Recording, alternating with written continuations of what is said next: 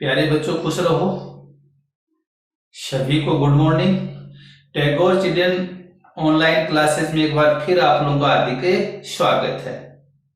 व्यवसाय अध्ययन में, बिजनेस मैनेजमेंट में व्यवसाय अध्ययन, बिजनेस स्टडी, बिजनेस मैनेजमेंट भी इसको बोलते हैं। व्यवसाय अध्ययन में अब तक हम लोगों ने 12 चैप्टर पूरे कर लिए हैं। अब तक हम लोगों ने 12 चैप्टर पूरे कर लिए हैं। उद्यमिता विकास कार्यक्रम कल मैंने आपको बताया था। 3 चैप्टर और शेष रह गए हैं। 3 चैप्टर और शेष रह गए हैं। इस प्रकार से आज का जो अपना 13 का जो पाठ है वो है बीमा, इंश्योरेंस, बीमा का जो चैप्टर है। तो इस पाठ में बीमा का जो चैप्टर है ये 8 नंबर का है। परीक्षा की दृष्टि से 1 + 1 + 2 + 4 इस प्रकार से परीक्षा की दृष्टि से ये जो पाठ आता है, 2 क्वेश्चन आते हैं, वो 1-1 नंबर के आते हैं। एक क्वेश्चन 2 नंबर का आता है, एक क्वेश्चन 4 नंबर का आता है। तो बीमा या इंश्योरेंस का जो पाठ है इसके बारे में हम लोग पढ़ेंगे। पाठ का नाम है बीमा का सामान्य परिचय एवं महत्व।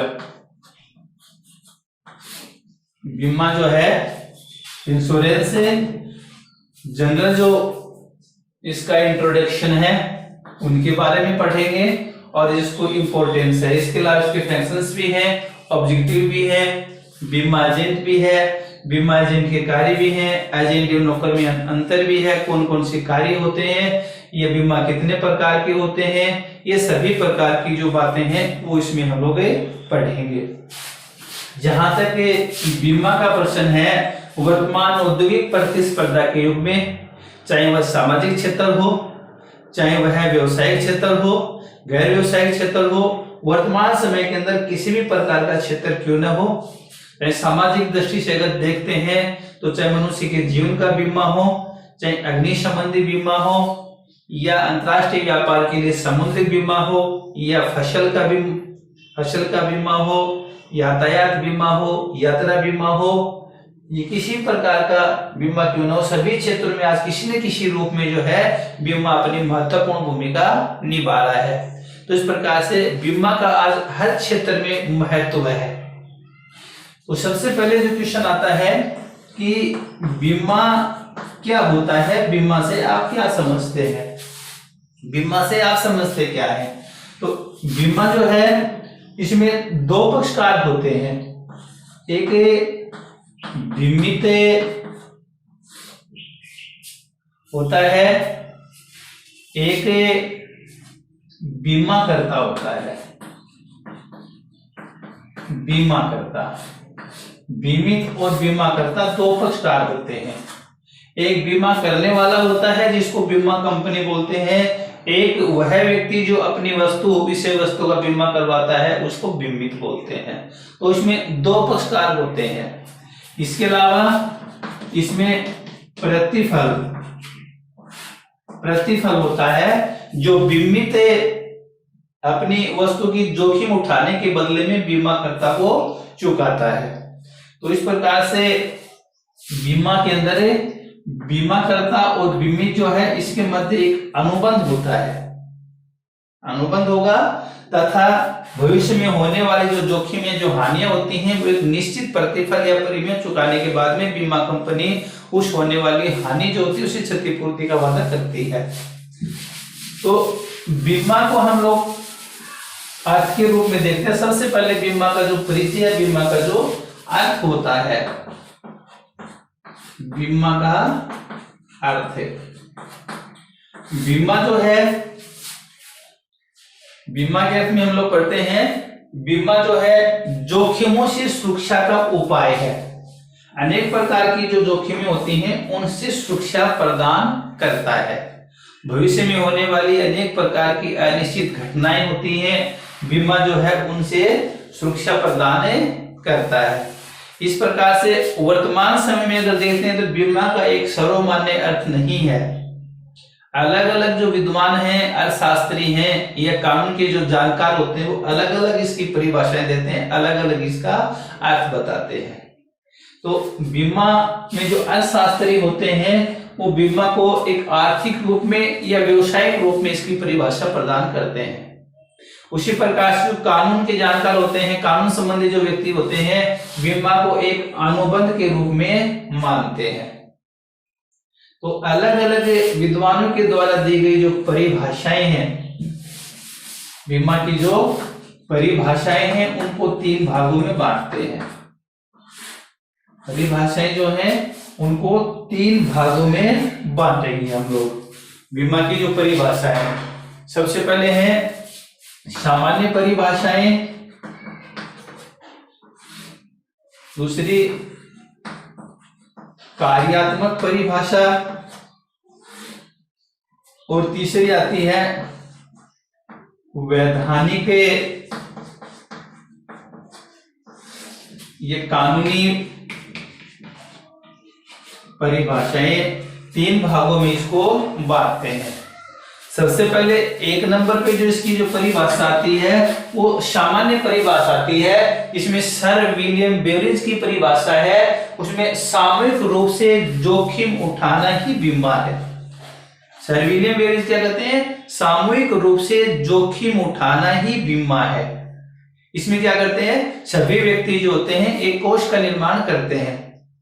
इसमें एक व्यक्ति की होने वाली जो जोखिम होती है सभी व्यक्ति जो आपस में मिलकर उठा लेते हैं, एक संगठन का निर्माण करते हैं, उसमें एक कोष जमा करवाते हैं, एक बड़ी राशि इकट्ठी हो जाती है और जिस व्यक्ति को हानि होती है उसका उस कोष में से उसको भुगतान कर देते हैं, या जो हानि होती है उसको हस्तांतरण, यानी बीमा कंपनी या बीमा करता होता है उसको हस्तांतरण कर देते हैं, उसका भुगतान कर देता है। तो ये होती है सामान्य परिभाषा।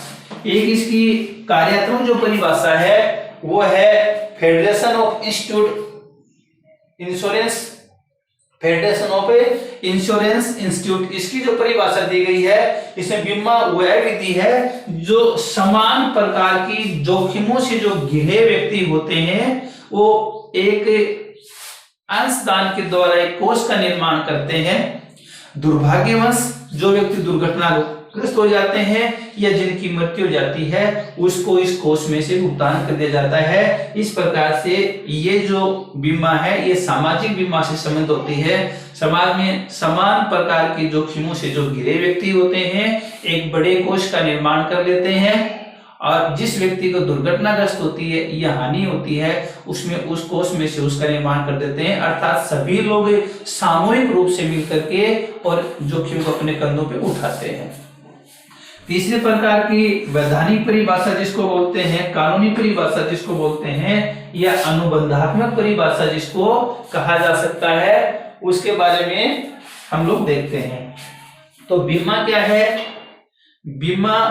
बीमाकर्ता और बीमित के मध्य एक ऐसा अनुबंध होता है।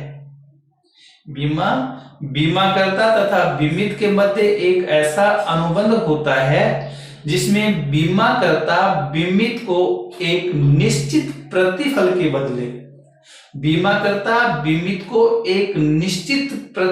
के बदले भविष्य में होने वाले व्यक्ति की दुर्घटना यानी कि मृत्यु होने पे या एक निश्चित समयावधि समाप्त होने पे या बीमा पत्र में उल्लेखित घटना के घटित होने पे एक मुश्त या क्षतिपूर्ति की राशि का भुगतान करने का वचन देता है। एक मुश्त या क्षतिपूर्ति की राशि का भुगतान करने का वचन देता है। यह एक मुश्त राशि इसलिए है, अगर जीवन बीमा है तो व्यक्ति अगर दुर्घटनाग्रस्त या मृत्यु हो जाती है तो ऐसे एक मुश्त राशि मिलती है। अग्नि बीमा या समुद्री बीमा जो होते हैं उसमें अगर दुर्घटना वगैरह होती है तो जितने रुपए का बीमा करवाया गया है उस हिसाब से उसमें क्षतिपूर्ति का भुगतान कर दिया जाता है। तो इस प्रकार से ये अलग अलग प्रकार की जो परिभाषाएं हैं, इसके सामान्य परिभाषा, कार्यात्मक परिभाषा और वैधानिक परिभाषा। इन तीनों प्रकार की परिभाषाओं का अध्ययन करने के पश्चात इसकी एक सर्वमान्य परिभाषा दी जा सकती है या सर्वमान्य इसका अर्थ दिया जा सकता है, जिसके आधार पर हम लोग संक्षेप में ये कह सकते हैं कि बीमा एक सामाजिक या सहकारी व्यवस्था है। बीमा एक सामाजिक या सहकारी व्यवस्था है जिसमें समान प्रकार की जोखिमों से घिरे व्यक्ति एक कोष का निर्माण करते हैं। समान प्रकार की जोखिमों से घिरे व्यक्ति अंशदान के द्वारा, जिसको हम प्रीमियम बोलते हैं, प्रतिबल बोलते हैं या किस्त बोलते होंगे, उसके द्वारा एक कोष का निर्माण इसके अंतर्गत किया जाता है तथा बीमाकर्ता इस कोष में से बीमित को बीमा पत्र में उल्लेखित, यानी ये जो कोष का निर्माण होता है इसमें बीमाकर्ता बीमित को बीमा पत्र में उल्लेखित घटना के घटित होने पर वास्तविक हानि अथवा पूर्व निर्धारित राशि जो होती है उसका भुगतान कर दिया जाता है। तो सीधी सी परिभाषा, सीधा शर्त है, किसी प्रकार की दिक्कत नहीं है।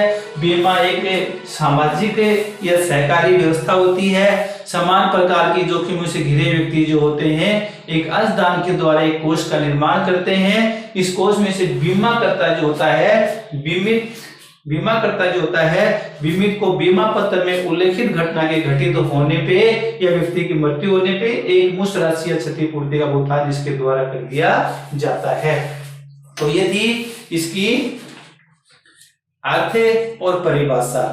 अब हम लोग पढ़ेंगे बीमा की जो विशेषताएं हैं।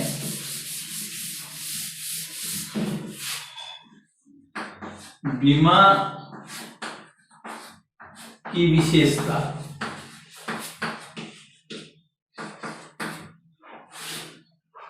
बीमा की विशेषताएं, फीचर्स ऑफ इंश्योरेंस। बीमा की विशेषताएं, बीमा की विशेषताओं को निम्नलिखित बिंदुओं के आधार पे अध्ययन किया जा सकता है। पहली विशेषता है जोखिम से सुरक्षा प्रदान करना। जोखिम से सुरक्षा प्रदान करना। दूसरा है जोखिम का विभाजन। तीसरा सहकारी व्यवस्था।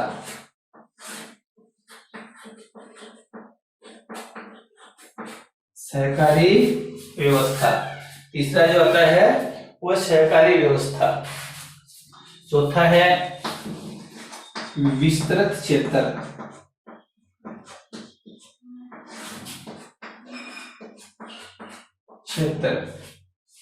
पांचवा शुद्ध जोखिमों का बीमा।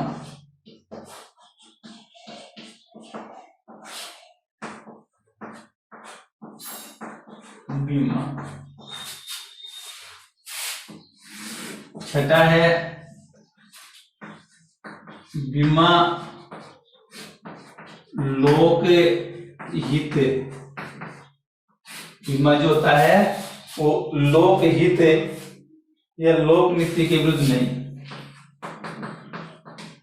लोक नीति के विरुद्ध नहीं। सातवां है बीमा का नियमन।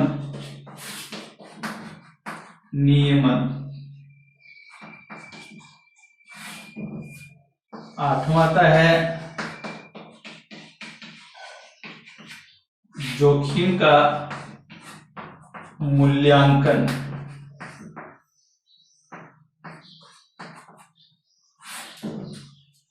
नौवां है बीमा जुआ नहीं है। 10वां आता है बीमा दान नहीं। 11वां आता है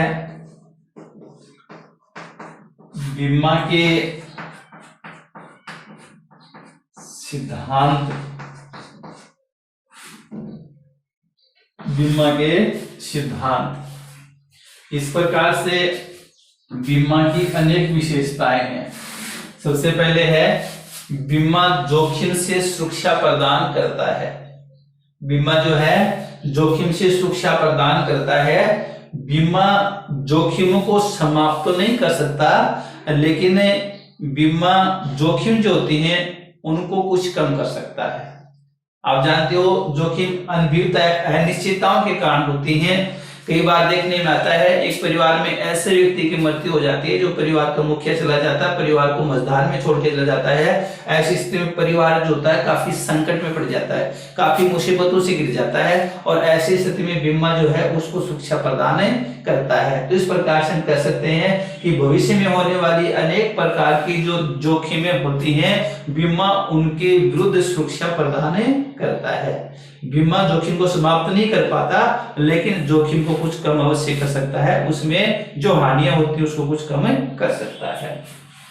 जोखिम का विभाजन है।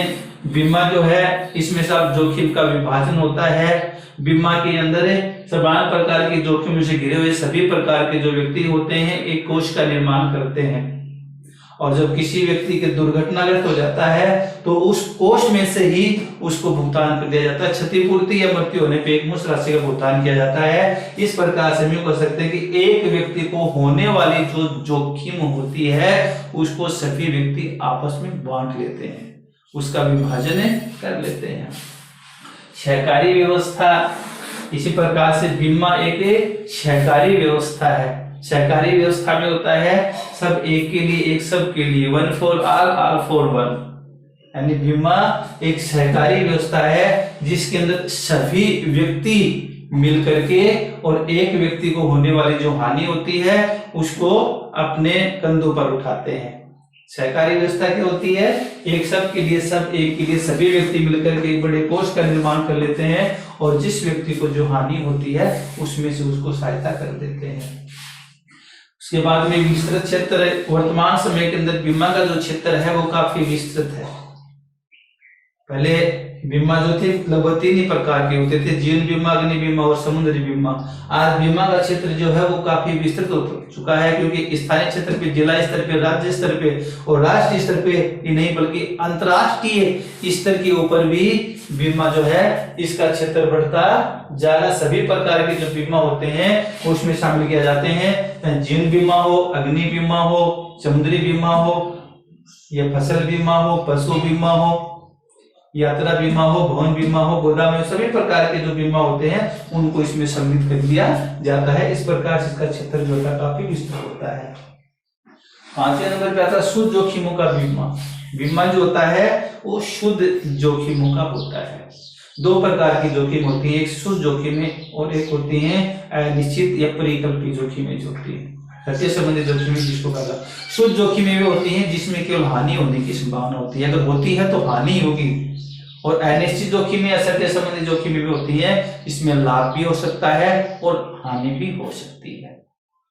तो बीमा जो होता है वो केवल शुद्ध जोखिमों का ही किया जाता है।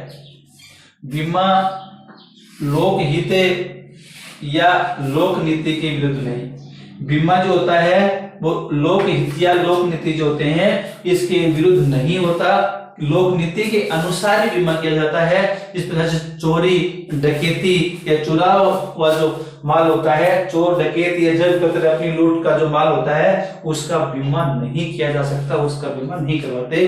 बीमा उसी का किया जाता है जो अपने स्वयं की वस्तु होती है, स्वयं का माल होता है उसी का है। चोरी करके लाते हैं या डकैती करके लाते हैं, जेब काट करके माल होते हैं, उसका बीमा नहीं किया जाता है। तो इस प्रकार से बीमा लोकहित या लोक नीति के नहीं होता। बीमा जो होता है इसका कानून द्वारा नियमन होता है।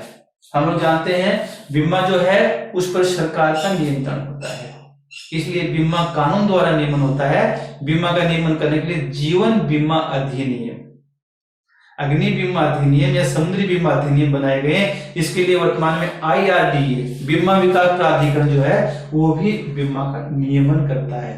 तो इस प्रकार से बीमा जो है ये इस आधार पे भी हो सकता है। उसके बाद में आता साहब जोखिम का मूल्यांकन। बीमा के अंदर जोखिम का मूल्यांकन किया जाता है। इस प्रकार की जो जोखिम होती है पहले उसका मूल्यांकन करते हैं। जैसे मानो किसी का जीवन काल का बीमा होता है, इसमें जीवन संबंधी जो बीमा होता है जिसको जीवन बीमा बोलते हैं, इसके अंदर एक व्यक्ति 20 साल का बीमा करवाता है, एक 40 साल का बीमा करवाता है। इस प्रकार से जोखिमों का अगर हम लोग मूल्यांकन करेंगे तो 20 साल का व्यक्ति जो बीमा करवाता है उसका जो प्रीमियम आता है वो कम आता है, 40 साल वाले का अधिक आता है। क्योंकि 20 साल वाले ने अभी जीवन के भी 20 साल ही जिए हैं और 40 साल ने अपनी उम्र के 40 साल पूरे कर लिए हैं, इसलिए उसकी आयु 20 वर्ष उसकी तुलना में कम हो गई। इसलिए जोखिम का मूल्यांकन किया जाता है। जिसकी आयु ज्यादा होती है उसका मूल्यांकन अधिक होता है या जोखिम उसका अधिक होती है, प्रीमियम या किस्त उसकी ज्यादा आती है, कम उम्र होती है उसकी कम आती है। यानी जिस हिसाब से जोखिम होती है उसी प्रकार से प्रीमियम का निर्धारण किया जाता है। अगर जोखिम ज्यादा होगी तो प्रीमियम भी ज्यादा होगा, जोखिम कम होगी तो प्रीमियम भी इसका कम आता है, इसलिए जोखिम का मूल्यांकन किया जाता है। बीमा जुआ नहीं है, बीमा जो है वो जुआ नहीं है। कई बार आता है बीमा जुआ नहीं है, कैसे, या बीमा और जुए में अंतर बताइए, इस आधार पर बीच को देख सकते हैं। तो बीमा जुआ नहीं है, इसमें बीमे में एक बीमा जो है इसमें किस प्रकार से जुआ नहीं है, इसको हम इस प्रकार से देखते हैं कि जुए में एक पक्षकार को हानि होती है और दूसरे पक्षकार को लाभ होता है। एक पक्षकार को हानि होती है, दूसरे पक्षकार को लाभ होता है, जबकि बीमा में ऐसा नहीं होता। ठीक है। बीमा अधिनियम के अनुसार, बीमा जो होता है वो अधिनियम के अनुसार वैध घोषित किया जाता है, जबकि यह अधिनियम के अनुसार अवैध घोषित किया गया है। इसके अलावा बीमा जनहित के लिए किया जाता है, बीमा जनहित के लिए किया जाता है, जबकि जुआ जो होता है लाभ या मनोरंजन के लिए किया जाता है। बीमा में भाग्य का कोई महत्व नहीं होता, बीमा में भाग्य का महत्व नहीं होता है, जबकि जुए में भाग्य का महत्व भी होता है। तो इस प्रकार से दोनों में अंतर है।